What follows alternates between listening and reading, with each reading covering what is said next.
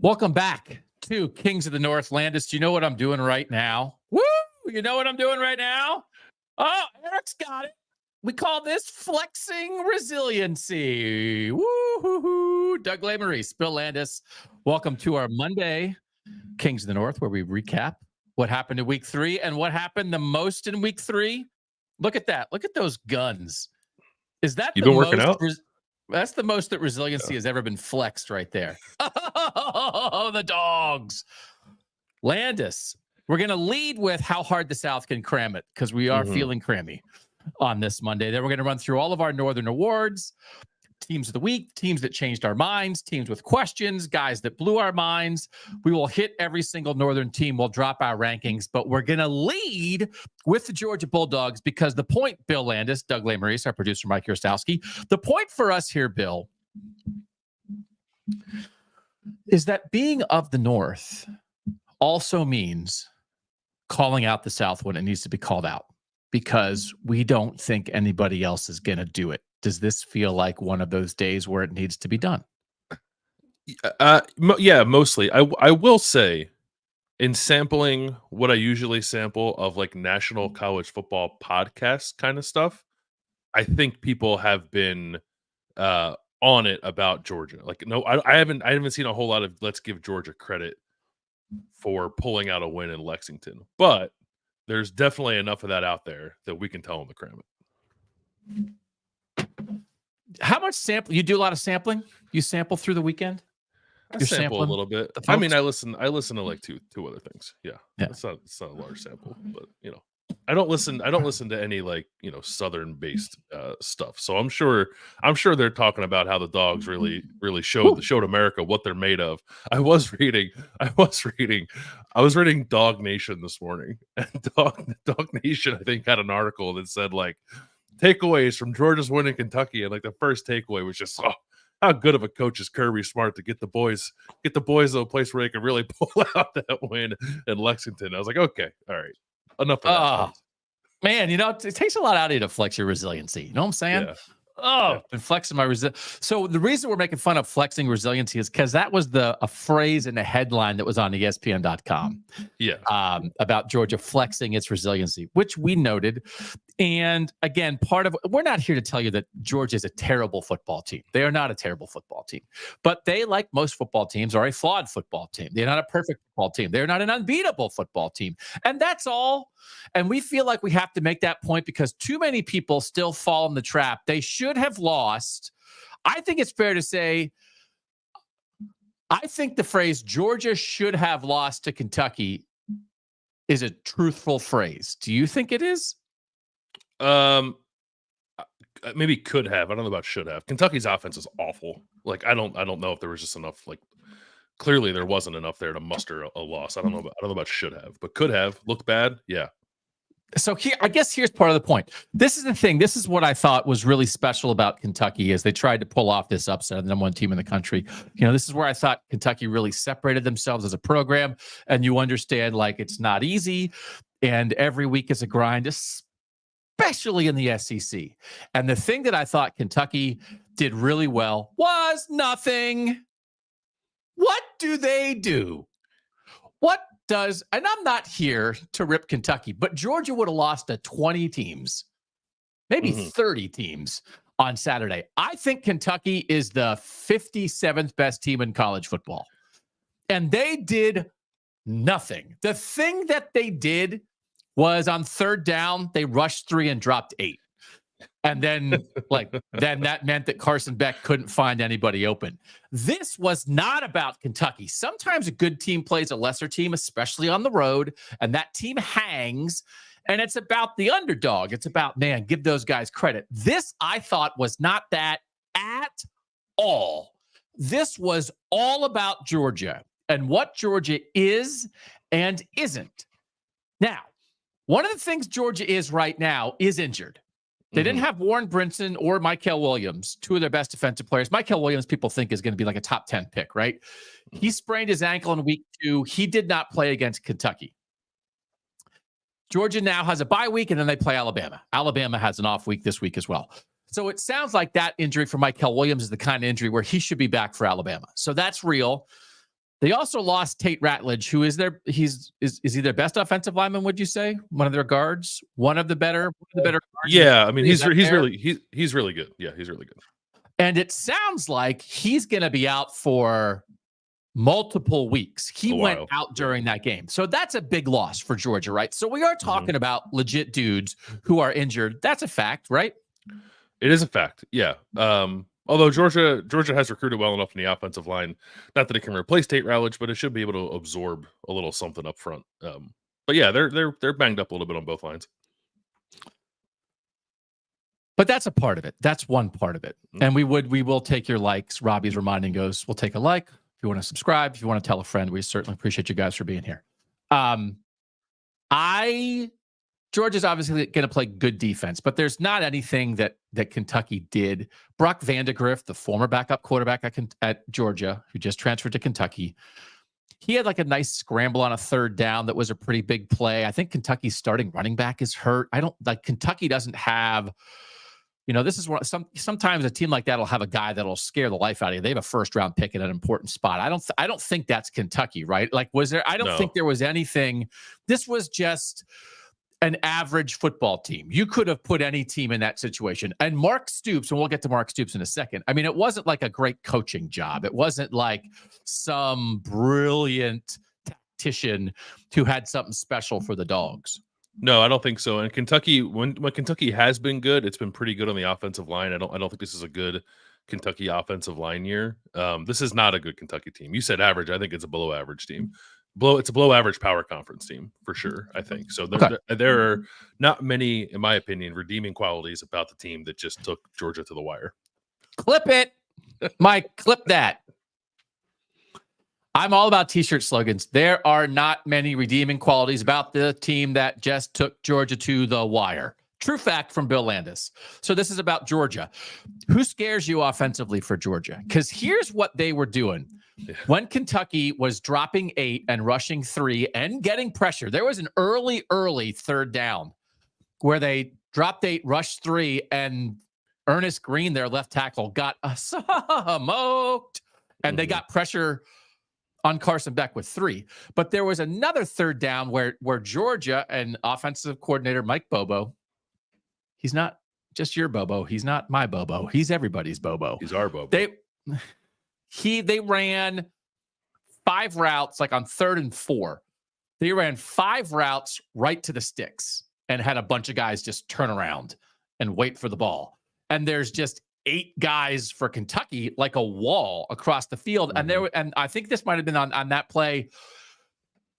Carson Beck had time, didn't know what to do, and threw it in the middle of the field. And a Kentucky guy jumped up. Instead of catching it, he tipped it in the air, and then a Georgia guy caught it. And that was a 3rd down conversion for Georgia. But I don't think they threaten you down the field. I don't think they bludgeon you with their run game. I don't think Carson Beck is a magician. I don't think Carson Beck is Stetson Bennett. So I'm not talking about NFL draft. I'm talking about winning college football players. So when I think about a better football team facing Georgia and dropping 8 as they run 5 guys on 5-yard routes on 3rd and 4 and no threat, that seems quite beatable to me.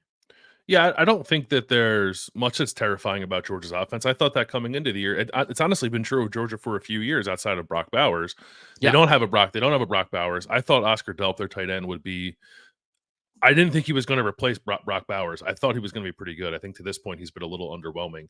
I think the guy that probably scares you the most on Georgia's offense is Trevor Etienne, the running back transfer from Florida, Travis Etienne's little brother. He's a good player. I think he's a pretty explosive player. He's not Ashton Genty, but I think he's a pretty good running back. And I think Nate Frazier, the freshman running back they have, is pretty good. He looked good against Clemson. But neither one of those running backs are to me running backs who can actually go win a game for you, especially against some of the teams that Georgia's going to encounter. So receivers, Dominic Lovett, I guess at times looks pretty good, but they don't scare me all that much. Tight end doesn't scare me all that much. I do think this is a good offensive line that is maybe figuring some stuff out still, and obviously it now has to figure out life without Tate Ratledge for a while. But yeah, it's not a world beating offense. which is why, to me, coming into the year, Georgia felt a little vulnerable. So why are people still dumb at voting then? Let me check how dumb people are.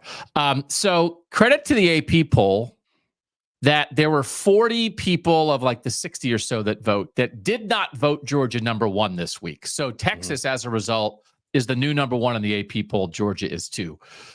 But Georgia in the coaches poll got all but 13 votes, got all but 13 first place votes. And the coaches should just give it up.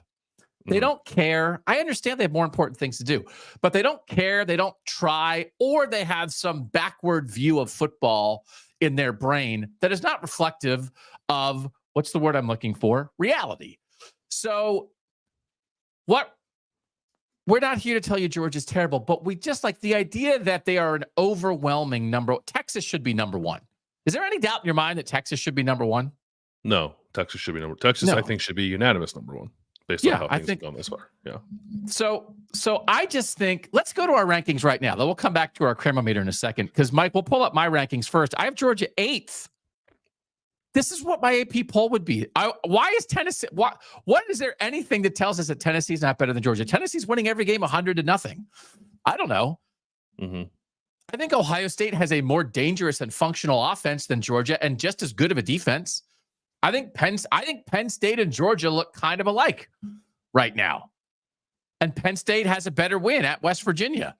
So my rankings, I have Texas 1, Tennessee 2, Ohio State 3, Penn State 4, Alabama 5, Oregon, who got back on the horse, 6, Ole Miss, I don't know, 7. That's how bad I think Georgia is. I have Ole Miss ahead of them, and I could not respect Ole Miss less. Nothing personal. I just don't care about you. 8 is Georgia, 9 is USC, 10 is Kansas State, 11 is Iowa State, and 11.5 is Nebraska. Why am I wrong? Why am I wrong? Because I get you beat Clemson in a neutral site that's actually your own backyard, but to go on the road and win a 1-point game against the 57th best team in the country, that tells me something. They're not terrible, but they're not scary. So is 8 too low? I think 8's probably low. I dropped Georgia as well. I have Georgia 5th. Okay. I think the one thing for me that held me back from dropping Georgia as much as you did,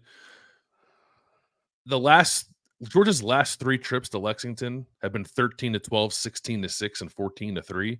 And those previous 2 clunky games have not necessarily been indicative of anything for Georgia other than it doesn't play very well when it goes to Lexington because it's not a big game. So I'm not taking what happened this week as a sign, certainly that Georgia's bad. I don't think Georgia's bad. I think Georgia has flaws like everybody else, to your point, and some of them were put on display this week. But I'm not ready to declare Georgia fraudulent necessarily. But that's mostly because I think you and I have a more realistic view of that on them, kind of from the jump. Like we didn't view them as, they're not the defending national champions, even though people treated them like that kind of thing. So I still think it's a good team. It's a team that's got stuff to figure out. I did move them, but 8 maybe is a little too low. Although I think you can make an argument for most of what you have in front of them. I don't know about Penn State. I don't know that I'd put Penn State ahead of Georgia. Penn State was messing around at home with Bowling Green and beat a West Virginia team that is probably not quite as good as we made it out to be. Bill. Penn State was not messing around at home with Bowling Green. Penn State was flexing resiliency at home with Bowling Green. Please get with the program. That's a fair point. Please get with the program. Yeah. Did Mark Stoops actually want to win that game? No. They had so they talked about on the broadcast. I did not watch Kentucky, South Carolina in week 2 because I didn't care. But apparently in that game, section, that was a good section game. We're going to introduce this term section, which means weird, but not good SEC games. And so maybe you want to watch them, but they're not good. It's not good. It's not good. It's, hey, it's ball. Hey, like weird wonky balls better than no ball, except there are 4,000 other games you can watch on a Saturday.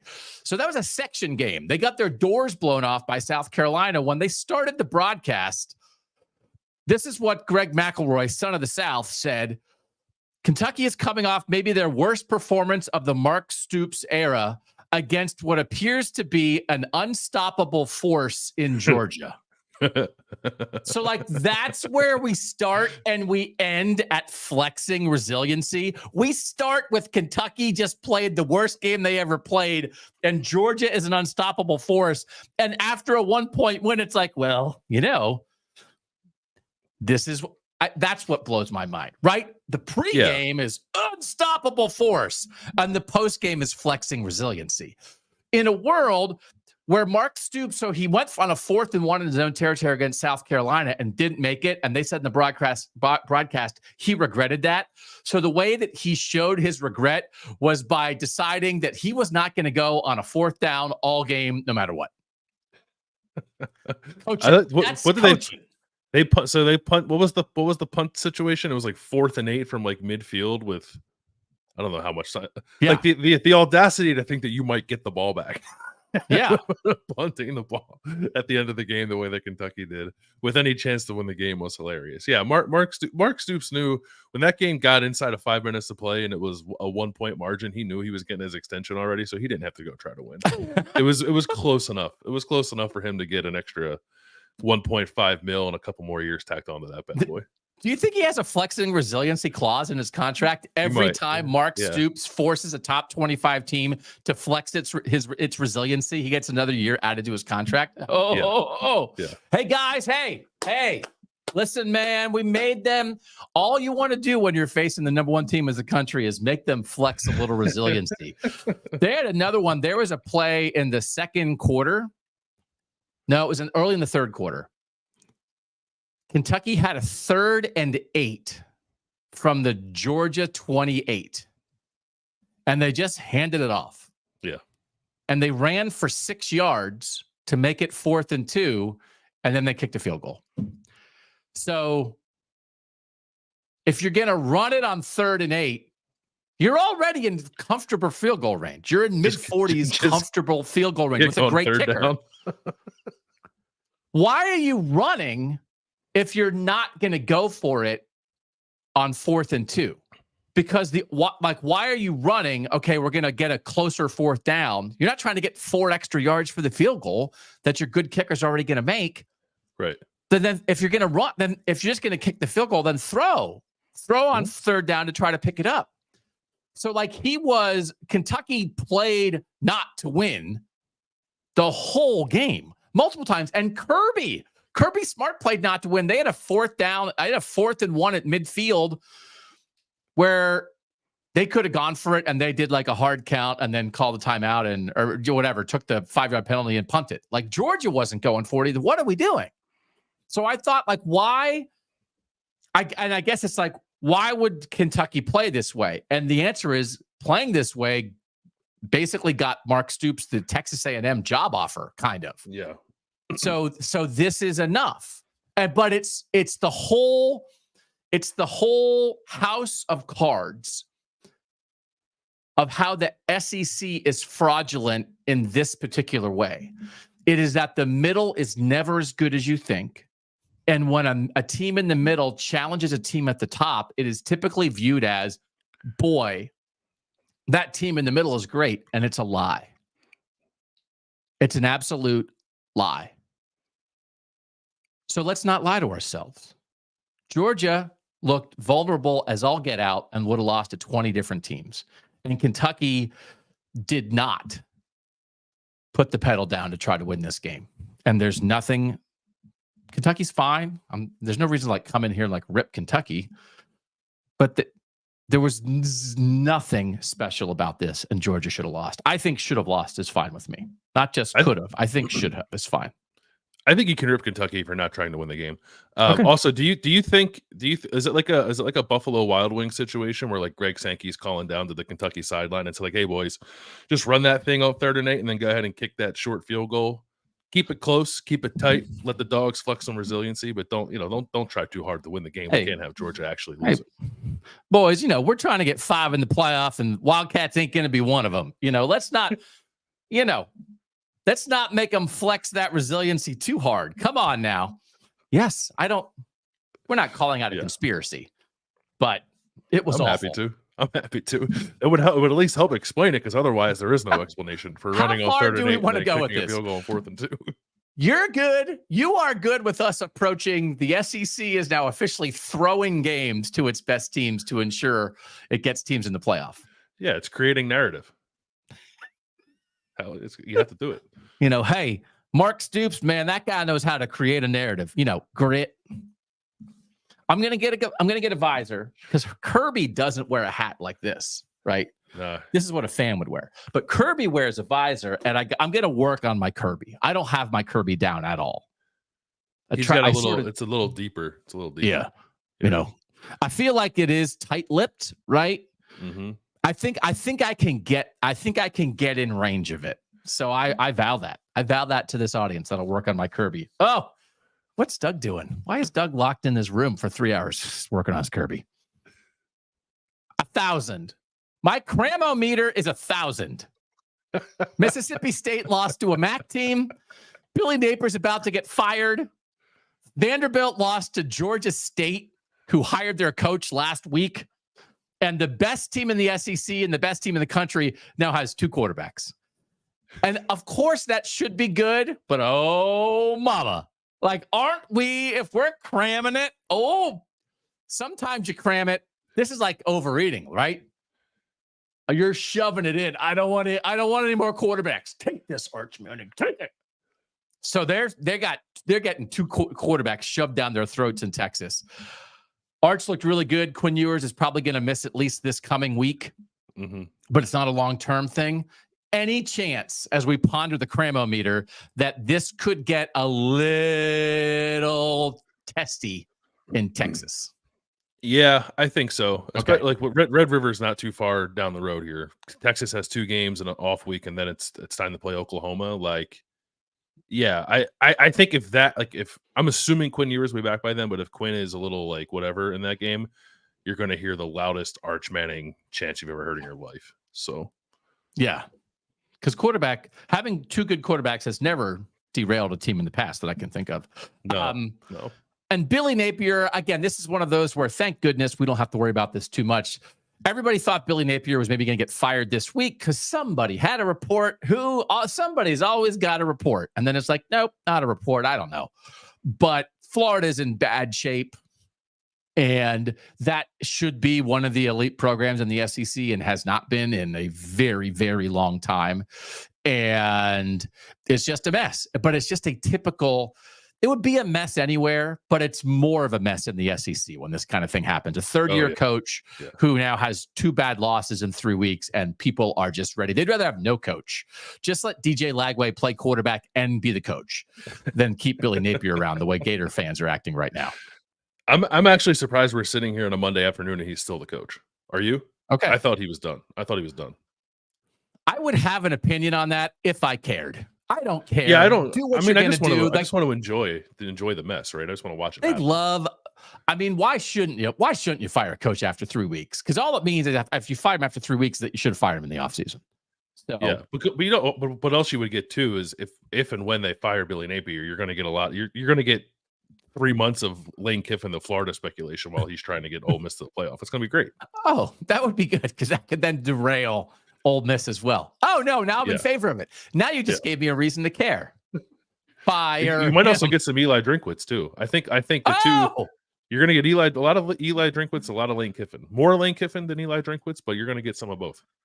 See, this is why you're great at this. You just now made the North care about Florida's screwed up coach situation because it might derail 2 other SEC playoff contenders in the process. That's right. Ball. All right. So my Cram-o-meter is 1,000 out of 1,000. They could not be cramming it any harder after Georgia should have lost. The Florida coach is on the hot seat, and they lost to a MAC team. Are you at 1,000? I'm not quite at 1,000. I'm at like 949. Okay, I'll take it because Georgia should cram it after this week. Mississippi State got it crammed on them by Toledo.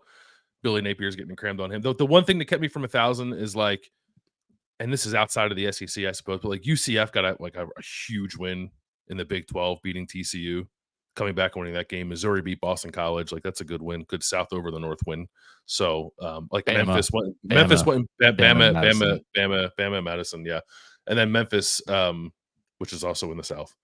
Beat Florida State, although that's you get the other side of that there. It's like it's nice to watch Florida State cram it too. But so I'm not fully at 1,000, but I'm pretty close because I think the South earned it this week. Yeah, top 10 team at 0-3. Preseason top 10 team at 0-3 is I believe pretty. I believe the only team. I believe the only power conference team that doesn't have a win. It's hard though, isn't it hard though? Because there's just not very many good players in Florida, so that's why Florida and Florida State are both terrible. It's hard for them. It's hard to recruit down there. Yeah. It's hard to recruit down there. All right. We'll revisit our rankings really quick. Just talk about some of the other things. Let's put up mine again, Mike. Texas 1, Tennessee 2. I'm very curious about this Tennessee-Oklahoma game this week. It's the biggest game of the week. Nico Iamaleava against Jackson Arnold.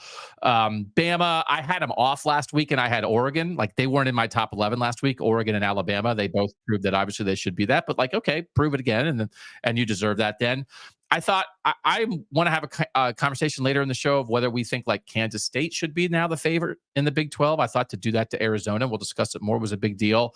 Iowa State continues to be of interest to me. And Nebraska, I had Nebraska at 11.5 last week as well, like continuing eyeballs on Nebraska. And Illinois is good enough that Nebraska, Illinois will tell us something this week, but they are just like kind of doing their thing. They're just handling business in a very professional way with a freshman quarterback. So that's why I'm keeping my eyeballs on Nebraska. What about the rest of your, what do you think about the rest of your top 11.5, Landis? So I have Texas 1, Ohio State 2, Alabama 3, Miami 4, Georgia 5, Tennessee 6, but I wanted to put Tennessee higher. You were less gun shy about that than I was. I have Missouri 7, Oregon 8, Penn State 9, Kansas State 10, USC 11, and then like I don't know what to do with Ole Miss. I have Ole Miss in the 11.5 spot. It's like I think you look at what Ole Miss has done to this point, you can say, well, it's pretty similar to what Ohio State has done to this point. It's like, well, I just think Ohio State's better than Ole Miss. So I'm not ranking Ole Miss just yet. But definitely have an eye on them. I thought about putting Kansas State a little higher. I do think you're right. There's an interesting Big 12 conversation to have there.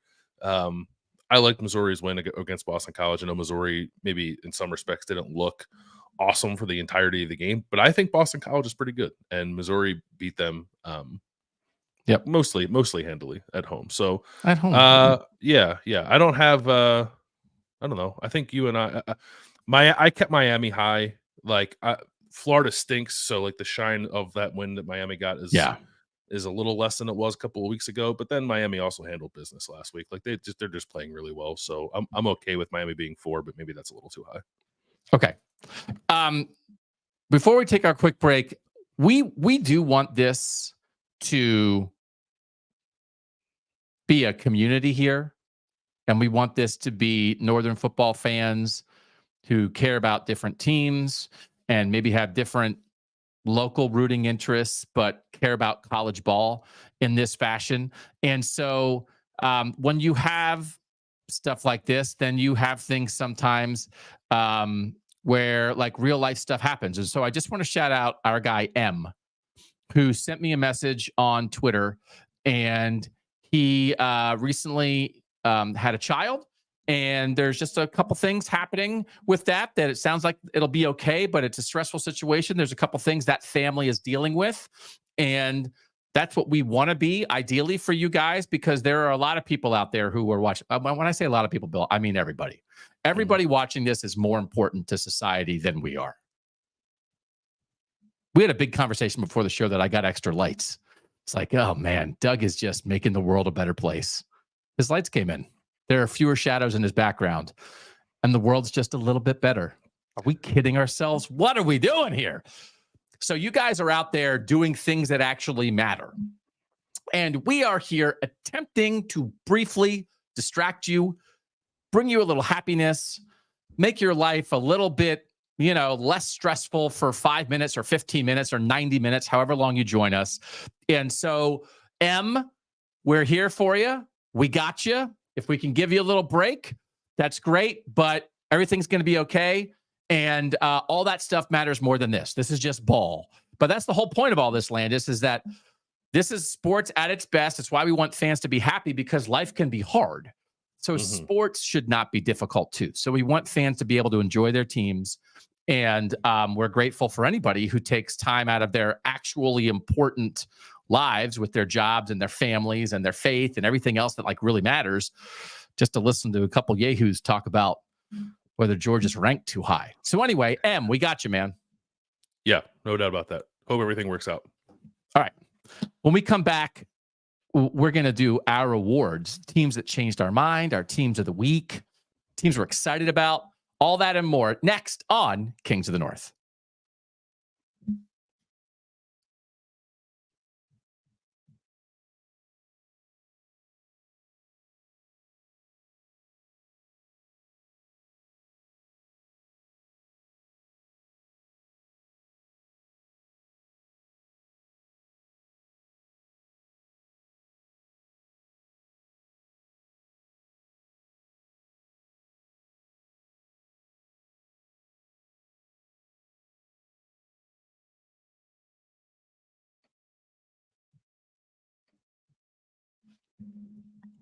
We are back on Kings of the North. Had a lovely trip to Wisconsin over the weekend. I don't think I'm going anywhere this coming weekend, Landis. So it'll be my first sitting at home, kind of watching a bunch of games. How's that been for you, trying to watch 12 Northern games at a time on a Saturday? It's been good so far. I think the schedule has kind of broken down in the way that's made that a little easier. This week will be more of a challenge.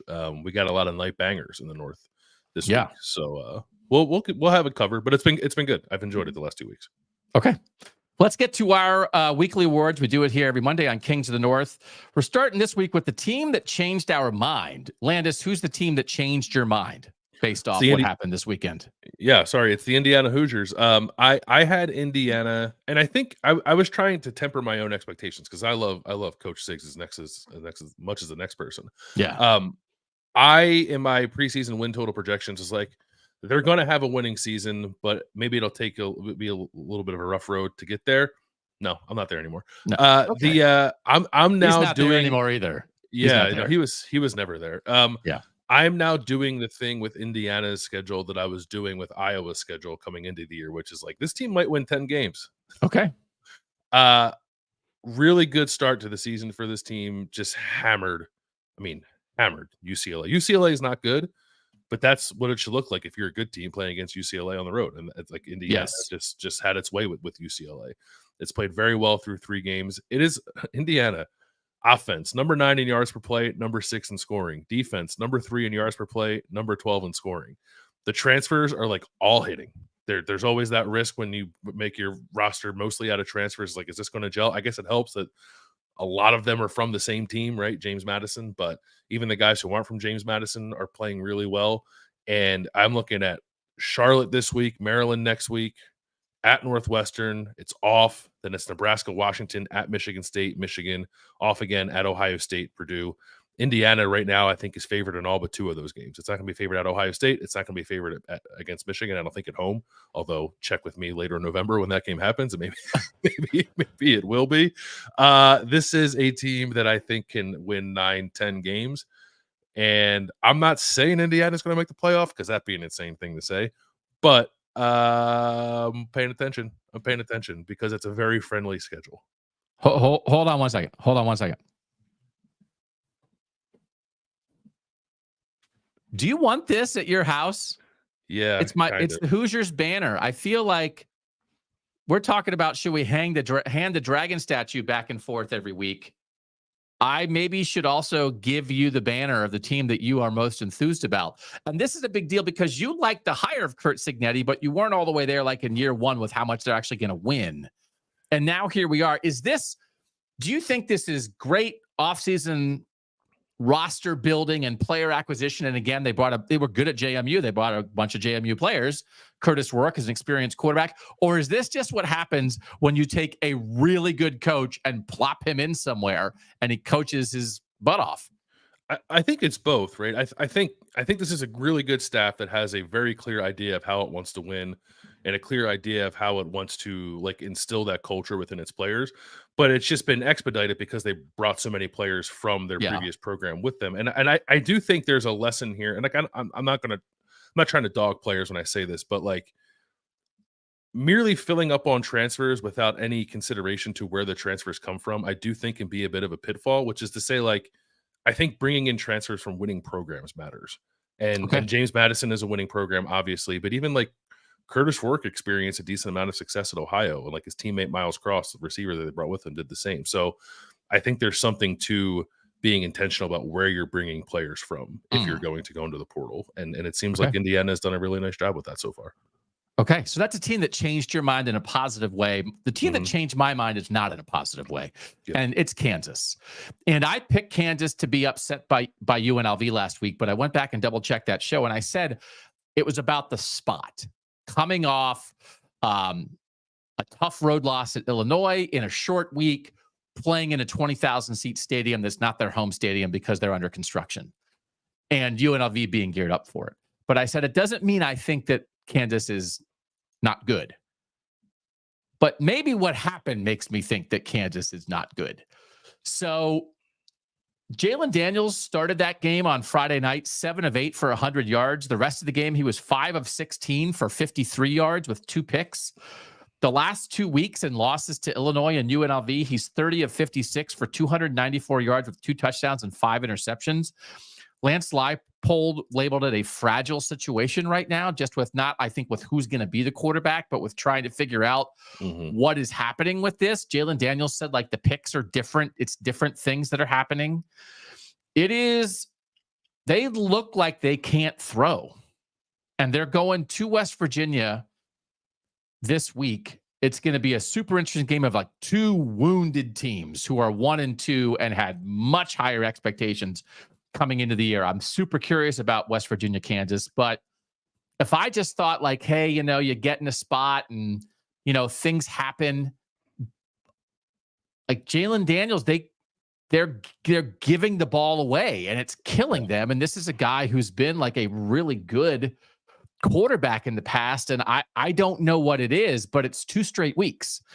And if they don't get it fixed, like they're not going to be able to compete at any level because they're just throwing the ball the other team. Yeah, I don't have a good explanation for the regression of Jalen Daniels either. I've actually been mildly encouraged by what I've seen from Kansas's defense the last 2 weeks, despite the losses. And I know it's not even luck. Like if you look at Bill Connolly tweeted this out from ESPN, like Kansas now has 2 losses in which it had like pretty high post-game win expectancy. So it's not like it's playing poorly for the entirety of games, but it's turning the ball over far too much. It's pretty one-dimensional on offense right now. I've been asking them to give the ball to Devin Neal more. They gave it to him more last week. It didn't matter because Jalen Daniels just isn't right. So they got to get that figured out. I don't know if that's like Andy Koltnicki again, like not being there. And we've mentioned in the last couple of weeks and Jeff Grimes not being yet able to figure out what this offense needs to look like with Jalen Daniels. But even if that is part of it, I think a larger part of it is Jalen Daniels just isn't playing very well right now. So they obviously have to get that right. This is a team that, in my mind, has the pieces to make a run at the Big 12, but it certainly is not going to do that if it's playing the way it's played the last 2 weeks. Jalen Daniels' adjusted completion percentage is 60.6 on PFF. That's 74th out of 76 power conference quarterbacks. Like just like in a really bad spot. And it's like, oh yeah, what changed? Their great offensive coordinator got hired away. So this is not one of those like, well, it's been good in the past. It'll be fine. It might be like, oh, that is showing up. Yeah. That's the thing. It's like, oh, like there's a reason and the reason is showing up. And so, they're good players. They're good coaches in a really tough spot. But as we get to my team of the week, I do want to cite a stat, which is sometimes things go your way and sometimes they don't, because my team of the week is Pitt. And Bill, I looked at on PFF, they have a thing that we like to reference sometimes called a stat called turnover worthy plays. Which is a play that should have been a turnover. Now, if maybe a guy drops it, or maybe you have, and sometimes you can throw an interception that's not a turnover worthy play because you make a good throw and hit a receiver in the hands and the ball pops in the air and gets picked, but it wasn't a turnover. It wasn't worthy of a turnover, but it was a turnover. And other times you have a play that is worthy of a turnover and a guy drops it. So Jalen Daniels, who we just talked about, is tied for second in the power conferences in turnover worthy plays. He has 7. Garrett Green from West Virginia has 7, and Aiden Childs from Michigan State has 7. And you already looked it up, so but it's a great, if you don't know, one quarterback is ahead of them. The man leading power conferences in turnover worthy plays is Pitt quarterback Eli Holstein, who is a hero of the Steel City right now. after leading comebacks against Cincinnati and West Virginia. And he has more turnover-worthy plays than Jalen Daniels. When it comes down to what actually has happened, Jalen Daniels this year has 3 touchdown passes and 6 interceptions. Eli Holstein has 9 touchdown passes and 2 interceptions. So there's a little magic, a little luck, and I'm not like setting Pitt up for a fall, but it's worth noting Pitt has had 2 huge comebacks, but they've also had some stuff go their way when it needed to. Yeah, but don't you like that a little bit though, don't you? The quarterback being a little risky. Yeah, you love a quarterback who's not afraid to turn the ball over. Not necessarily that he is continuously reckless with the ball, but not living in fear of turning the ball over. And clearly Eli Holstein is not. That is correct. I think he could be staring down the barrel of something maybe not so fun if he keeps playing that way, but it served him well to this point. He's been awesome in the fourth quarters of the last 2 games and helped Pitt pull out comeback wins. So like, yes, it's high. Yes, when I was going through quarterback stuff on Sunday, I was like, oh, that's not good. But yeah, they've won, so whatever. No, I know. And it is, but it's just like one of those, like, if the luck turns a little bit, it's just like you got to be aware of it. And yes, you've got to take, how do you lead comebacks? You take risks. How do you make big plays? You take risks. So, but it's more about like, I want to make sure that I'm not just like ripping Jalen Daniels and singing the praises of Eli Holstein when it's like, well, a couple defensive backs drop some more Jalen Daniels throws and drop fewer Eli Holstein throws. And this is a completely different conversation. I will say, so Pat Narduzzi said we had to beat West Virginia and the refs. He got fined $5,000 for that. He's already put out a statement that said, like, I accept responsibility. He basically said, like, it was an emotional win. I accept responsibility. It's over. It's like, that's fine. He paid his money. I'd probably say it again. He can afford it. I would like to have enough money to be able to say things that get me in trouble and then just pay fines. That's a dream, isn't it? It depends on how much the fine is, but yeah. Here comes the FCC, Doug. I'd be like, it's fine. I got it. Here, give him a 10. I got a 10. I got a 10 in my wallet for that. Yeah, I said it. Yeah, I said flexing resiliency is bullcrap. Where do you think Pitt's odds are to win the ACC right now? I would imagine Pitt is probably still like 6th or 7th. 12th. Oh. These are the teams with better odds to win the ACC than Pitt. Miami, Clemson, Louisville, Cal, Virginia Tech, North Carolina, Boston College, Syracuse, SMU, NC State, Georgia Tech. Pitt is 12th at 65-1. They have Youngstown State this week, then they're off, then they go to North Carolina. These are their 4 road games in the ACC, which now stretches from coast to coast. UNC, SMU, who stinks. Louisville and Boston College, who are both like right down the road practically. They're not going to Cal. They're not going to Stanford. They're not going to Miami. They don't play Miami at all. They get Clemson and Cal at home. I was excited to get Syracuse at 60-1 in the preseason, 65-1 on Pitt right now. I think their defense has played pretty decent. They have some good skill players. They have an offensive line that they like, and they have a playmaking quarterback and a veteran head coach who has won double-digit games before and has won the ACC before. Yeah. 65-1 behind North Carolina and Virginia Tech, who lost to Vanderbilt, and SMU just like seems crazy to me. So let's put some respect on Pitt's name, and let's also, maybe we could tell Pat Narduzzi that, and he could rip the sports books and then pay a fine. But if you're the pick one right now to win the ACC, Syracuse or Pitt, who are you picking? I don't know. I'm just going on Thursday night, October 24th, and luxuriating in that game. Is that enough? That's fine. I got to, because Syracuse only played 2 games, right? So I got, because they were off this past week. I need a better handle on the Syracuse defense, I think. I mean, they did get run on, right, in week 1 for sure. Yeah, but not against Georgia Tech. Yeah. So I don't, and I think the Pitt defense is vulnerable at times too, but I think can be pretty good. So I'm not sure. It's a great question, and it sounds like a gigantic separate show for us to do. Anyway, team of the week for you is who? It's Kansas State, which I thought looked like a very serious Big 12 contender by beating Arizona 31-7 on Friday night. They did the thing that I and a lot of people I think have been asking Kansas State to do, which is run Avery Johnson more. 9 design runs for Avery Johnson in that game. He had 110 rushing yards. He threw 2 touchdowns. He's going to do some weird stuff, like run out the end of the first half when he has 10 seconds to make a play and just run out of bounds, and then the clock's at 0, and he doesn't realize what he's just done. I think you have to live with some of that because his legs and the couple of awesome throws he's going to make throughout the course of a game, I think are going to be good enough for Kansas State to do what it wants to do. Kansas State defense played very well against an explosive Arizona team after giving up some explosive plays to Tulane. So that was nice to see. And I know we're going to go into the guy who blew your mind here in a second, but I will say we saw a little bit of Avery Johnson, DJ Giddens, and Dylan Edwards, on the field at the same time. Mm-hmm. And I would like to see more of that, please. I think Kansas State, listen, the Big 12 is really hard. Kansas State has, I think, a difficult road trip this week to BYU, and it comes back home and plays Oklahoma State. But that felt to me like a win where Kansas State maybe can realize just how good it is, and I think is obviously a very legitimate contender in the Big 12. So listen, I mean, we thought Arizona, as much as it was great to see Avery Johnson and this offense go off, we thought Arizona, this was going to be a shootout. They didn't do anything. Mm-hmm. Nothing. Yeah. Tetairoa McMillan hit a nice game, but like he didn't win the game clearly for Arizona. Yeah, it didn't kill him. So they got after Noah Fafita too, which is good to see. Both sides of the ball. And again, it was Kansas State and Arizona are both in the Big 12. It was a non-conference game, so it didn't count for the standings. Right now, Utah is plus 250 to win the Big 12, and Kansas State is plus 350. If you had to pick a Big 12 winner right now, who would you pick? Kansas State. I think I would pick Kansas State too. We both picked Utah in the preseason, but these are the kind of wins that like make it more likely that the Big 12 could get 2 in. And I still think we're probably headed towards a Kansas State Utah game, but there's some stuff, and I have some stuff I want to talk about with Utah later.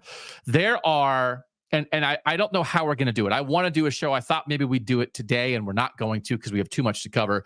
Just about, it feels like quarterbacks there are running in a meaningful way at a lot of places. And why is that? Is it good? Is it bad? Do you want your offense to rely on that? But I feel like there are a lot of guys out there who are kind of playing like Avery Johnson, who aren't Avery Johnson, who are giving defenses trouble. And I'll just say, I thought what Bryson Barnes at Utah State did against Utah, and Utah's defense played well, and it's my whole thing about Utah. But he made a couple plays here and there that made me think, well, if he does that, wait till they see Avery Johnson. Yeah. If you're going to let Bryson Barnes make a big play here and there, like holy moly. So, but I thought both sides of the ball coming off a game they easily could have lost at Tulane. Really good performance by Kansas State. And as you mentioned, the guy who blew my mind was Dylan Edwards. Transferred from Colorado, led Colorado in rushing last year, left after a year. He's only 5'9". But this, to me, this is like absolutely what good teams have. At Colorado, like they would have said, he would have been a featured part of their offense this year, right? Mm-hmm. He led him in rushing last year. He's not the featured offense at Kansas State, but when that's your third, that's a good team because this guy's explosive. He returned a punt, 71 yards for a touchdown. He has 4 touchdowns this year, 2 rushing, 1 receiving, 1 in the return game. They are also coming around on a new offensive coordinator after losing Colin Klein to Texas A&M. I'm not sure everybody's in on Connor Riley yet. People have some questions about that. But they have explosive dudes who can do stuff, and they are working Dylan Edwards in. Offensively, he had 15 snaps in week 1, 4 in week 2. He had 19 snaps. He had 6 carries against Arizona for 41 yards for the season. He's averaging 9.2 yards per carry. Mm-hmm. When they got him, Chris Kleiman described him as a guy that looks like he was shot out of a cannon. He looked like that on the punt return. So I think it's super encouraging, Bill, to have a guy who's this talented, who they're using in spots. They're figuring out more ways to get him the ball. But you also don't want to give this guy the ball 24 times a game. But he is like, this is like what the tier 1 programs have all over the place. They have like super explosive guys who are the 3rd, 4th, 5th guys. And Kansas State has that. And Dylan Edwards showed it with the punt return. And I think they're just going to find him more and more ways to get the ball. And I think by the time we get to the second half of the season, like this offense could really be humming. Yeah. I wonder if if they're going to start using him more as a receiver, just because I don't, Kansas State is still not particularly explosive at the receiver position. And if you look at on Pro Football Focus, the last 3 weeks, Dylan Edwards played 1 snap in the slot, then 3, and then 4 this past week. And I'm going to keep an eye on whether or not we continue to see an uptick there, because the idea of having Avery Johnson and DJ Giddens in your backfield, and then you can like motion out Dylan Edwards into the slot, and like good luck to the linebacker who's going to try to cover him, like that feels like maybe a winning recipe for that offense. And I think I may have misstated things. Bottom line is number of snaps offensively, 10, 12, 19. So they doubled from week 1 to week 3. His snaps on offense doubled. They're getting there. And also, while they were waiting to get all the way there, he returned a punt for a touchdown. All right, who's the guy who blew your mind? Did you, real quick before I get to Mike, did you see the stat about Kansas State returning kicks that they put up in that game after Dylan Edwards returned that punt? I did not. Since 2005, Kansas State has returned 62 punts or kicks for touchdowns. Was that like 70 years? Wait, 2005? No, I was alive in 2005. 2005. We are in a place talking about Ohio State, right? Whether or not Ohio State can snap its 10-year drought of returning a punt for a touchdown, and hasn't returned a kick for a touchdown since 2010. And Kansas State has done it 62 times since 2005. Maybe Ohio State needs to call Manhattan, man. What is happening? That is maybe Will Howard can return a kick. Like Will Howard should be able to bring that info. That's why they got Will Howard. They're like, hey, man, do you know about this punt stuff? All right. Blew your mind. The guy who blew my mind is Jeremiah Love, the Notre Dame running back, who I think the best way to describe it is ran like a guy who was mad that I didn't have him in my running back power rankings last week against Purdue. He had 10 carries for 109 yards and a touchdown in the 66-7 win. He's really good. He is devastating in the open field. His jump cut is a pretty remarkable thing to watch. He has 5 runs of 20 yards or more this year. That's tied for 3rd most in the country. I like this stat, and you'll like this stat. So Jeremiah Love, number 6 in the country in yards after contact per rush among guys who have at least 30 carries. He's number 6. Every guy in the top 6 is in the North. Yeah. Yards after contact? You mean in the North, you don't get brought down by the first guy that runs into you? That's right. That's exactly interesting. Right. Yeah, he is. Jeremiah Love is the guy that's going to make this thing go for Notre Dame if it's going to sustain some offensive momentum here. I think both as a runner and as a guy who can catch the ball. He had 2 catches last week. I think we'll see that start to uptick a little more too. I also want to say that when I looked at the stat and I saw that the top 4 quarterbacks and turnover-worthy plays were all from the North, I was like, yeah, risk takers. We're not afraid of throwing picks up here. I was like, oh, actually, that maybe is not so good. So anyway, I'm sure we'll look better at it. All right, the teams that we're excited about, this will also be our G5 minutes, where we dedicate ourselves to talking about the group of 5 for at least 5 minutes every Monday, because the 2 teams that we are excited about are teams that fit this category, Bill. So we arrived at it naturally, but also sometimes we want to make ourselves talk about the G5. And I want to talk about Toledo as the game that the game that I'm excited about, the team that I'm excited about. Jason Candle said after that gigantic win over Mississippi State, at Mississippi State, these are the types of schools that recruit players right off of our roster. This is a message that you can win here. I'm paraphrasing a little bit there. Like, that resonates, doesn't it? Like, this is the world. And listen, it's not just the SEC, it's Big Ten teams too. They're going to places like Toledo. It's like, oh, you're pretty good. You're pretty, we like that guy. Pluck, pluck. And so to be able to do this, it matters for this, but it also could matter more long-term, don't you think? Yeah, I think it could. And I don't like that, SEC programs chant SEC when, like Alabama and Georgia do good things, because I think that makes you look like a bit of a clown show when you do that. But I'm okay with the MAC doing it, especially when the MAC goes to the SEC and wins on the road as emphatically as Toledo did. And Scott Loeffler, the Bowling Green coach, is like, we got good players in the MAC too. Now he's feeling himself a little bit after what Bowling Green did at Penn State, but him piggybacking on top of what Toledo did to Mississippi State just made me very happy. Yeah, it was a good time to watch that game unfold the way it did. So they were chanting. Were they chanting MAC or were they chanting Mac, Mac, Mac? That's a good question. I guess I think I'd rather chant MAC, right? Yeah. Or do you chant Maction? You just chant Maction. I don't know. Maction. Yeah. There's a site called, I think it's mcubed.net. I don't know. You Google thing, it shows up. Who knows? Mm-hmm. But I looked up what is the all-time record of SEC versus the MAC, and somebody has a website that claims to have all the games. And it seemed the typeface is a little old school, but the information seemed good. So when you're saying stuff on a show, you can just say whatever, right? Is that how this works? Yeah, you've already attributed it to the place that had the information. So if you're wrong, it's not your fault. Hey, I love having a show. 110-14 all time, SEC versus the MAC. This is the first win for the MAC over the SEC since the game that we referenced before we both picked Toledo to beat Mississippi State, which is when Toledo beat Arkansas in 2015.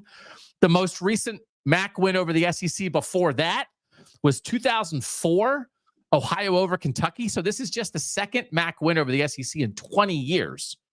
So, and before that, it was a little more recent occurrence, right? Northern Illinois over Bama in 2003, Miami over Vandy. I feel like beating Vandy shouldn't count. Western Michigan over Vandy in 98. Don't tell that to Virginia Tech. Right. Don't tell that to Georgia State. So, like, just is this again the North rising up? That's why I'm so excited. Like, it's just the awesome thing ever.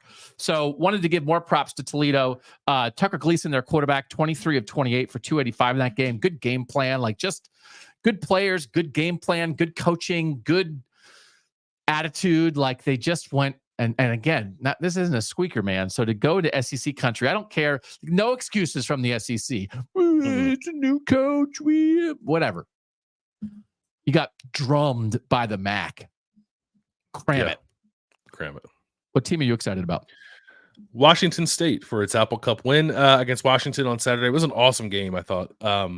I wish that it had been played on campus with the way that it played out. It didn't maybe feel like the environment kind of rose to the occasion of the game playing at an NFL stadium. But let me because this is the game that I'm glad I saw. Didn't you hear cheering? Where people were yelling and stuff, and it was like it was good. It was neutral site. It was good. Split fans, and it wasn't bad. It was good. And that's a loud stadium. Like, I don't think you need to fill that stadium to get home of the loud. Seahawks. So it wasn't a bad environment. It just would have been like, imagine like if Washington State did this like at Washington, right? And like got to celebrate the way. Yeah. I guess it was still in Seattle. So maybe I'm making too much of it. Really just like I feel bad about what happened to Washington State and Oregon State. I don't know if I should or not. It's college football. It's big boy business. I think it's okay. I feel bad about what happened to both those programs. So for Washington State to go and win that game, to troll the Big Ten, I don't know. Like, you saw the Washington State football account tweeted Coug Country graphic over the Big Ten map commercial, and just like Washington State logos all over the place instead of Big Ten logos. I thought that was great. Jake Dickert went out of his way to make it clear that Washington State is 3-0 against the Big Ten in his time there. They beat Wisconsin twice, and now they've beaten Washington. He was chewing on a cigar in his post-game press conference. And then he also said they're going to keep this version of the Apple Cup trophy in Pullman.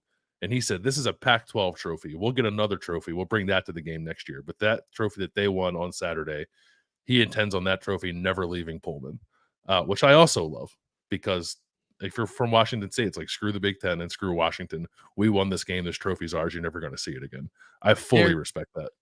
Come get the trophy. Come get it. Come get it. They're going to get a new trophy. I don't know if they're actually going to, but he said they were going to. I don't think it was said tongue in cheek. He seemed kind of serious, Jake Dickert did, when he said that.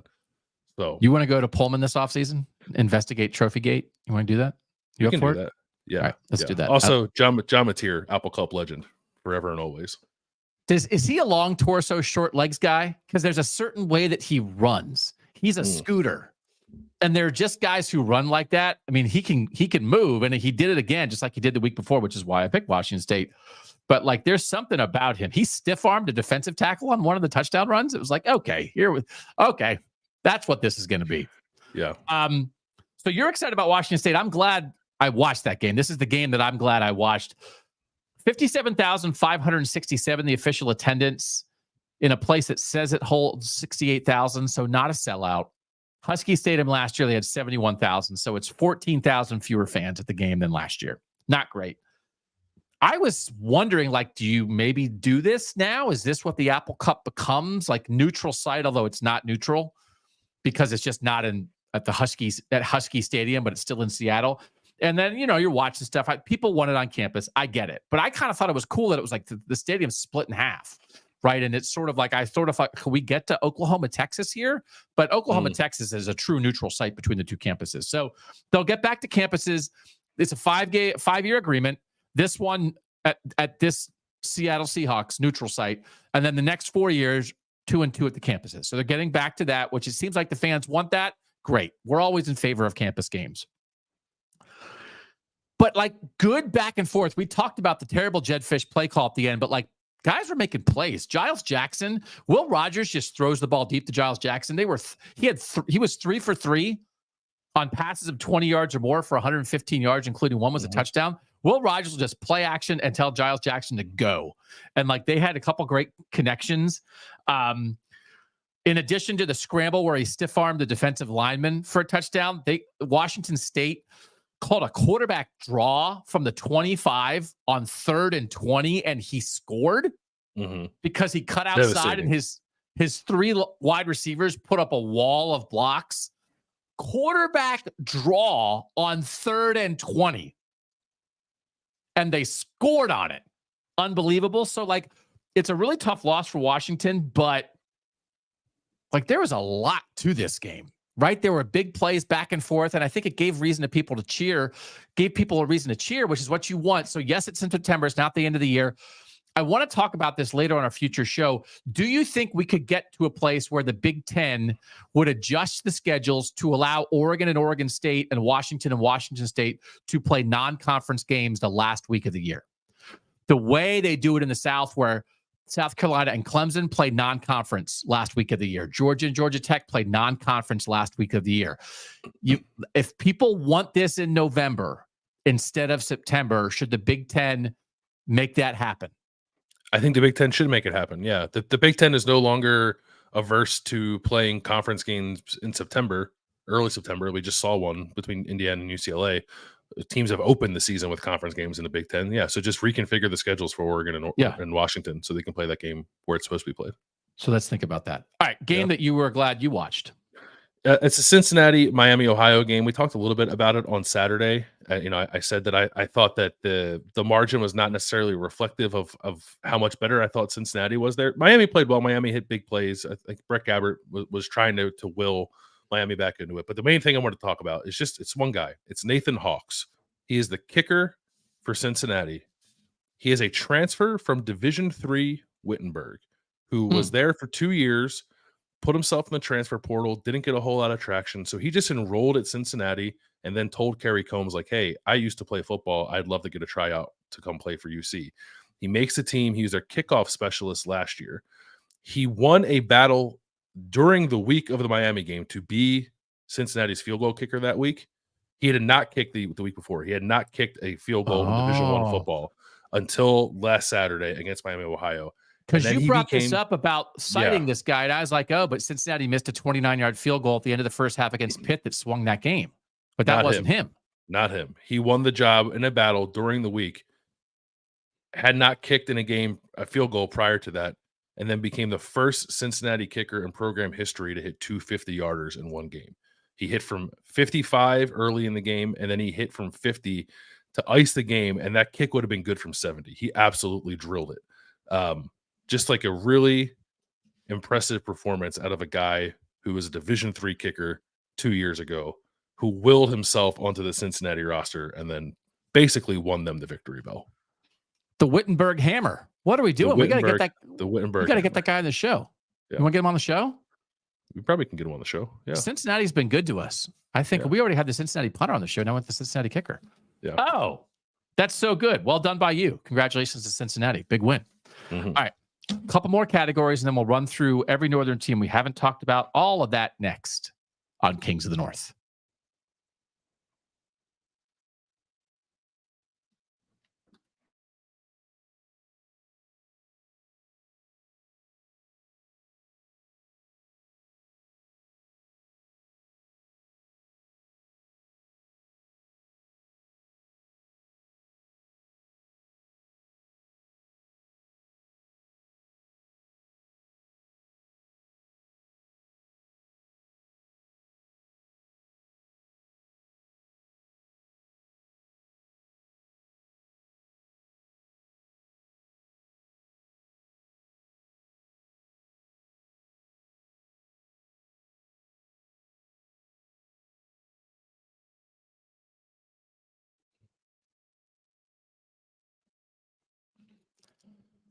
Doug Lesmerises, Bill Landis back on Kings of the North. The game that I was bored with this week was the one that I was actually at, which was Alabama, Wisconsin. We talked about it a lot on Saturday. We don't have to spend much time here.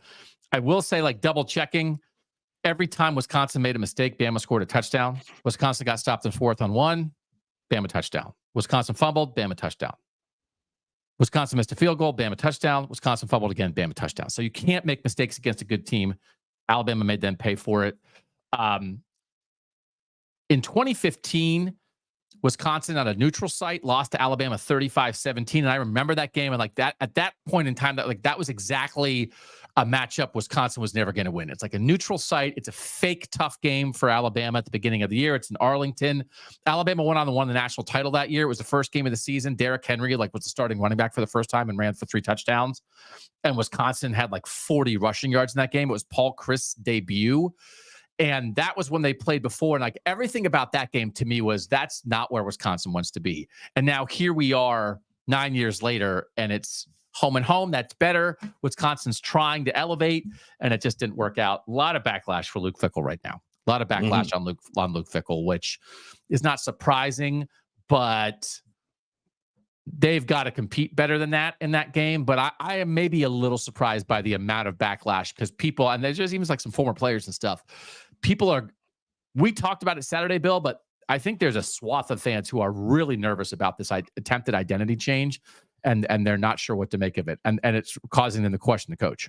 Yeah, I mean, I would be nervous about it too, if I'm being honest. I don't know that I don't question Luke Fickell very much long term. I think he made a mistake.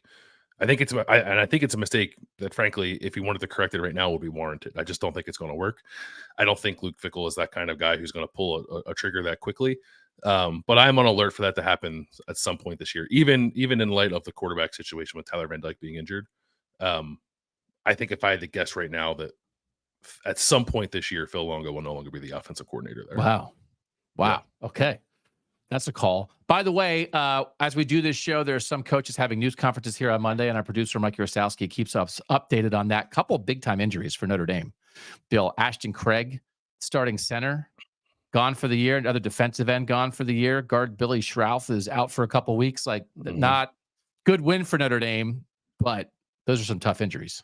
Yeah, I guess the one thing for Notre Dame is that there are more veteran offensive linemen with experience who people thought were going to start and then lost jobs to younger players who now get to step in and play for Notre Dame. So not ideal, but I think Notre Dame can absorb losses on the interior a little bit.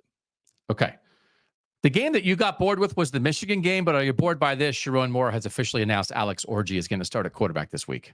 Yeah, no, not bored by that. I was bored by this game because it just felt like an opportunity for Michigan to show a little something at quarterback, and then it came out of the game with the loudest questions we've had thus far about the quarterback situation, to the point where now Michigan is making a quarterback change. So I guess we can talk less about that game and more about Alex Orji starting. I think it's, I don't know, it rings a little bit of a coaching staff not really knowing entirely what to do, because everyone thought Alex Orji was going to be the starter, and then he wasn't, and then the offense looked bad, and it looked like they really never had any kind of plan for Alex Orji. So now they have a week to develop one with USC coming to town. I think it could be a rough ask of Alex Orji, but I think it's the right course of action for Michigan, given how things have gone the first 3 weeks. And this is one of those, if you don't have a plan for the quarterback skill sets, you're dead. And we've talked about this a lot over time. In 2015, Ohio State had JT Barrett and Cardale Jones, quarterbacks with different skill sets. They also kind of picked the guy people weren't expecting in Cardale Jones, but they never built an offense for him. And then they put JT Barrett in. And it's like, if guys play differently, you have to do things differently. So very curious. I don't even know, is that why they didn't get to Alex Orji? Because they feel like they didn't have an offense built for his skill set. So they went with the guy who threw a little bit better. So they had to do this. This is now the right move. But the tough part of it is it clearly means that what they did before was the wrong move. Right. Alex Orji should be getting ready for start 4 against USC, not start 1. So you had an inexperienced quarterback against Texas. Now you're going to have another inexperienced quarterback against USC all in September. That's a tough road for Michigan. Yeah, no doubt about it. Your team that you have a question about is Boston College, who jumped out on Missouri. And man, how much were you vibing on BC's going to go down and win in Columbia when they were ahead early? I was vibing on it pretty good. They took the 14-3 lead, I think it was, on a totally busted play where there was a snap that ended up on the ground. Everyone from Missouri kind of rushed the ball. Thomas Castellanos picked it up and then threw it to a wide open receiver for like a 63-yard touchdown. So it wasn't like Boston College was moving it on Missouri per se. And that was the question for me. It's not an alarming question because I'm not surprised that this was revealed in that loss to Missouri, but 49 rushing yards for Boston College, this isn't going to get it done. Like I thought that was a run game that would kind of travel no matter what, and this brought me back down to earth a little bit. Kai Robichaux and Trayshawn Ward combined for 30 yards on 12 carries, and I just don't think Boston College, who again I think is a good team, and it's better than people probably were expecting coming into this year. It's just not built to win games solely on the arm of Thomas Castellanos. He is far too volatile of a player. He threw 2 interceptions in this game. So it's not a huge glaring lights question, as I said, because it was a question coming into the year, but it was just kind of put on display against Missouri. They have to run the ball better. My team with the question is Utah, and I'm not sure if I mean this question or not because I thought they would just go in and try to sit on Utah State. Listen, it's a rivalry, and I get that. But without Cam Rising, starting backup, young freshman backup Isaac Wilson, I thought, we'll let the defense win this game. And then they're down 14-3 in the first quarter. And the result is that Isaac Wilson actually plays pretty well.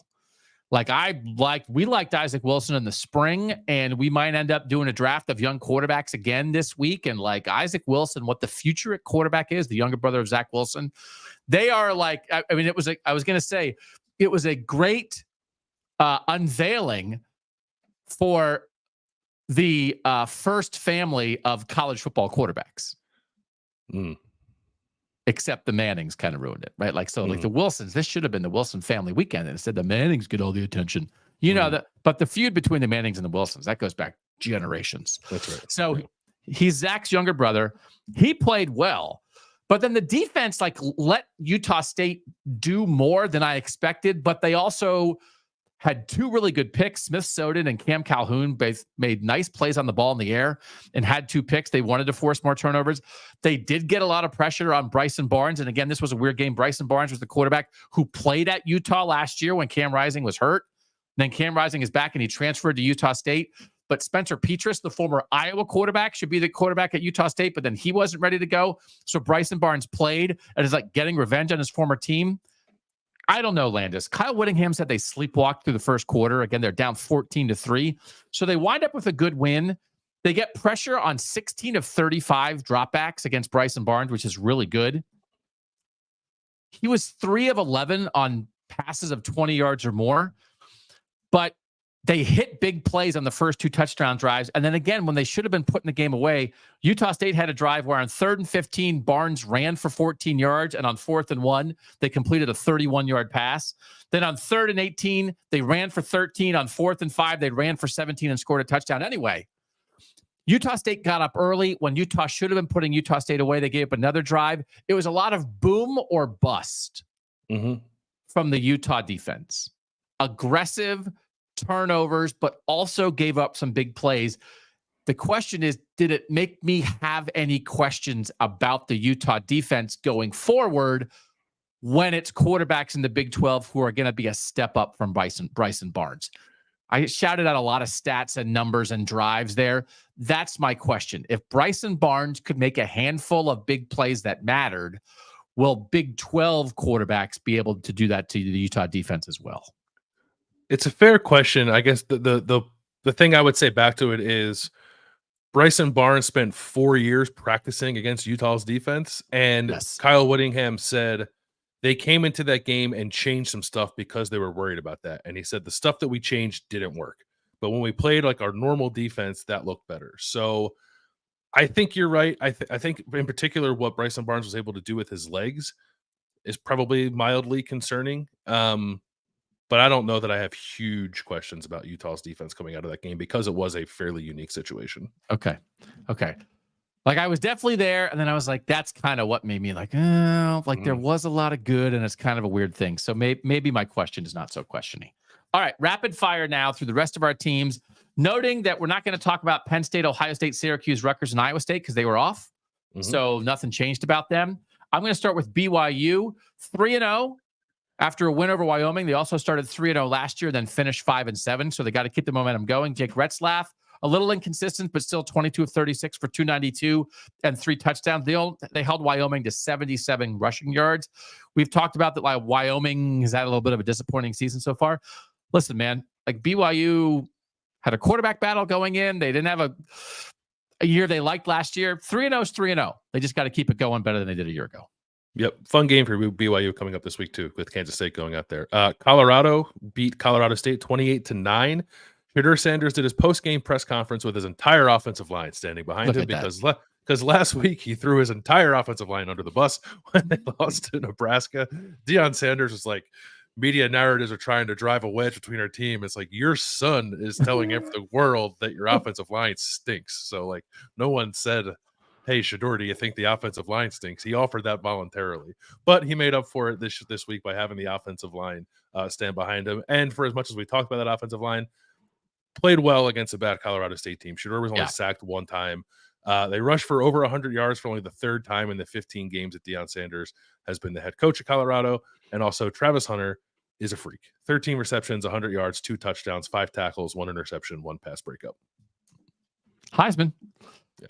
Nebraska, 34-3 over Northern Iowa. 59-yard bomb from Dylan Raiola on a little like roll out to the right and throw it. People get excited. 10 different guys caught patches for Nebraska. Like they're just doing what they got to do, right? They are taking care of business in such a way because they're getting ready to play Illinois 30-9 over Central Michigan. Luke Altmaier, 19 of 29 for 242. A lot of good RPOs. Pat Bryant having a great year so far, over 100 yards receiving again. After week 1, I was in love with Caden Fagan at running back, 10 for 25 in this game. So they've got to get the run game going a little bit. They had some other guys who helped out there. They play this week, and we're going to find out a lot. Much more than we know now about both these teams. They've both handled business so far, and I'm just like super curious of whether Nebraska legitimately is one of the 20 best teams in the country because they've just been like systematic about it so far, right? Raiola makes a couple big plays, but they're spreading it around. They're running it with a bunch of backs, and they're playing good D.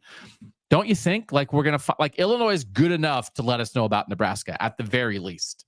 I think it'll be a more instructive game than the Colorado game was. Yeah. Okay. Yeah. I agree with that. Also, it's Big Ten West week in the North. It is. You got Nebraska, Illinois. You got Minnesota playing Iowa this week as well. I'll start with Minnesota, 27-0 win against Nevada. First time since 1962 that Minnesota has had back-to-back shutouts. To shut out Rhode Island the week before. So shout out to that defense, new defensive coordinator Corey Heatherman. Seems like he's got something working there. The big thing I think is Darius Taylor is back. Darius Taylor is healthy. Darius Taylor scored 3 touchdowns in this game. Dragan Kesic, our guy, 52-yard field goal. Now is the career leader in 50-yard field goals at Minnesota with 5 in his career. And Max Brosmer, I think, was fine. 191 yards, 1 touchdown, 1 interception. PJ Fleck said it's surgical at times. I don't know that I necessarily agree with that assessment, but I think they are leaning into the throw it to run it mentality that PJ Fleck was talking about last week. And part of throwing that, I think, is throwing it to Darius Taylor. He had 11 targets all of last year. He has 9, and he has 9 in the last 2 games. 9 receptions for 85 yards and a touchdown. So he'll be a big part of the attack when they play Iowa this weekend. Iowa coming off of a 38-21 win, 38-21 win against Troy. Caleb Johnson continues to be a big play machine. 25 carries for 173 yards and 2 touchdowns in that game. Iowa, I think, is still trying to figure out how to throw the ball more effectively, but I think it's got the run game going a little bit. 243 yards per game right now for Iowa. Last year, it averaged 115. So that is a big jump up in rushing production. Caleb Johnson has 7 runs of 20 yards or more, which leads the country. I guess one thing that from this game on the other side of the ball, Devontae Ross, the Troy receiver, had touchdown catches of 63 and 62 yards and a 77-yard punt return for a touchdown. Iowa's allowing some big plays. It allowed some against Iowa State. It allowed more against Troy. It allowed 5 plays of 30 yards or more this year. Last year, it allowed 9 all year. So, like, I don't think Minnesota is a big play offense necessarily, but there could be some vulnerabilities in this Iowa defense that Minnesota will look to exploit. But either way, fun old school Big Ten West matchup coming up this weekend. We'll end up talking about a couple of those games for sure. They may not get the full big game breakdown treatment, but two interesting ones. Maryland 27-13 win over Virginia. Ty Felton, third straight 100-yard receiving game, 9 catches, 117. He's number 2 in the power conferences in receiving yards so far this season, behind only Tetairoa McMillan from Arizona. The guy's balling out. And Maryland helped cash our third straight $500 real money bet from Bets of the North. So thanks to the Terps for that, for helping us feed hungry kids. What do you think about Purdue, Bill? I think Purdue's got some problems. 66-7, as I said earlier, lost to Notre Dame. Notre Dame, 362 rushing yards. Ryan Walter said afterward that he was angry and embarrassed by allowing that many rushing yards. Notre Dame had 276 yards after contact in that game. And the good news for Purdue is that now it gets to play Oregon State, which famously doesn't want to run the ball at all. So there are some problems there for the Boilermakers. The offense was not very good. Hudson Card was nearly perfect in the opener, didn't play, and then came back and was pretty bad against Notre Dame. There's just not a whole lot going on either side of the ball. Part of that is Notre Dame is very good, but I think we saw on Saturday that Purdue is a team that a lot of people who voted Purdue to finish last in the Big Ten actually is. I thought they'd be better. I don't know. That was not good. West Virginia, everyone's just mad at Neil Brown. Like, if you think people are mad at Luke Fickell, search for Neil Brown on Twitter. People are like, we are back to a hot seat conversation around Neil Brown after a 9-win season a year ago seemed to end that conversation. Just to not compete against Penn State and then to blow a 10-point lead in the final minutes against Pitt in the backyard brawl is in a really bad spot. And so this again becomes West Virginia, Kansas. It's at West Virginia, is just, both teams need this game so bad, but I think West Virginia needs it more, because if they do not win at home in this one, I don't know what that stadium's going to be like for Neil Brown, because they are hot right now, brother. Yeah, it's going to be pretty uncomfortable, I think, for Neil Brown if they lose that game in Morgantown. Northwestern beat Eastern Illinois 31-7. We talked about the change in quarterback from Mike Wright to Jack Lausch. Jack Lausch started 4 of 13, which was not great, but then he finished 20 of 31 for 227 yards and 2 touchdowns, and he can run a little bit. He can run. He 67 rushing yards, 58 on designed rushing attempts. I'm intrigued. I'll leave it at that. But I'm intrigued by what Jack Lausch put out there at quarterback for Northwestern this week. And again, we're going to Northwestern appears to also have not picked the right guy in their quarterback battle. That Mike Wright, the transfer, come in and beat out Jack Lausch. And now, as you mentioned, Jack Lausch showed a couple things there. So, quarterback battles can be hard. It's one of the things, sometimes the idea that the own coaching staff doesn't know who the right guy is amazing sometimes, right? That it's no, you just were wrong.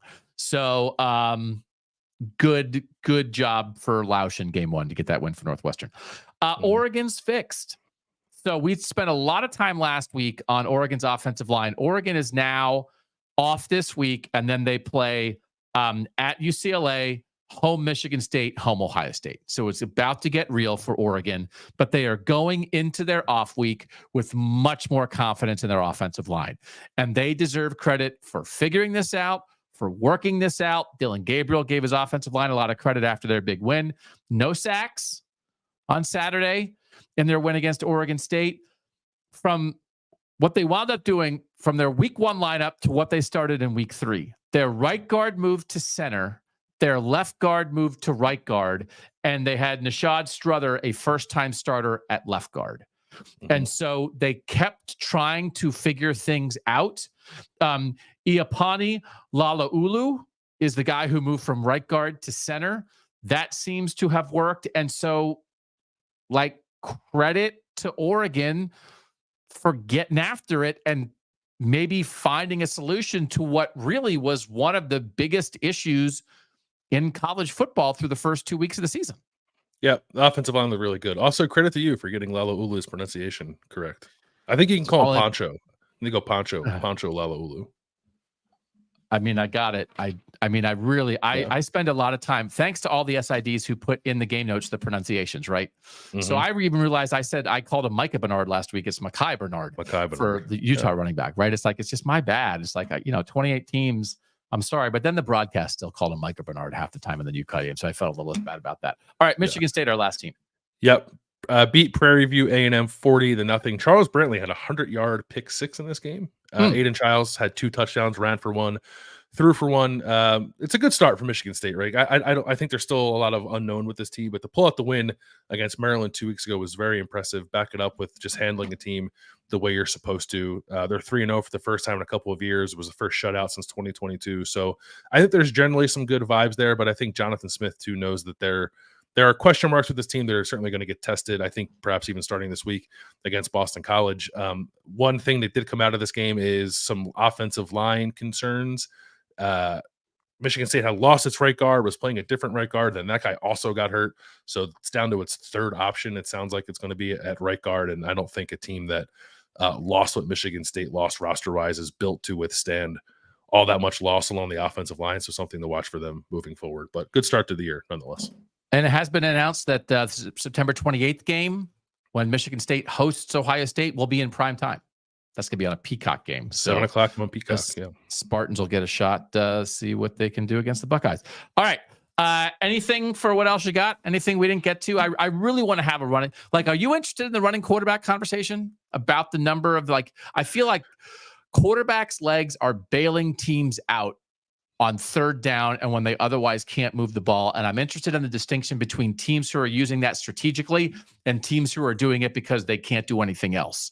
And which teams will be able to keep doing it, which quarterbacks are good at it, and which teams eventually are going to be forced to throw and not be able to get it done. Because I don't know. I feel like it's everywhere right now. Yeah, I think too we can probably have a longer discussion about that. That's hooked to Alex Orji starting this week. So that's good. Okay. Yeah. That'll do it then. Otherwise, we have to get out of here because I think we're going to have an interview that we're going to drop on the Tuesday show. I don't want to, it hasn't happened yet. So I don't want to guarantee it, but might be a Northern coach who's going to be coming on KOTN. So we appreciate everybody who's here. We have a bunch of stuff planned for this week. I did put out a request for our guy, Mike Kadick, our friend from Big Ten Media Days, who was one of the best interviews you'll ever find. Hoosiers, we're talking Hoosiers. We'd love to have him on this week. We'll see if that happens. But Thursday, we'll have our preview of everything happening this week. We're going to have, I think, a discussion about young quarterbacks and a draft of them. We're going to talk about Michigan, USC, I think a decent amount because that's like an interesting, important game. And otherwise, we appreciate you guys being part of Kings of the North Monday through Thursday here at noon. Thanks to our producer, Mike Urostowski, for making us look good and sound good. He's Bill Landis. You guys are the best for being here, being in the YouTube chat, listening on podcasts, making KOTN what it is. Like we're like the momentum. We're building the momentum, but it's only because of you guys. For Bill, I'm Doug Lesmerises. And that was Kings of the North.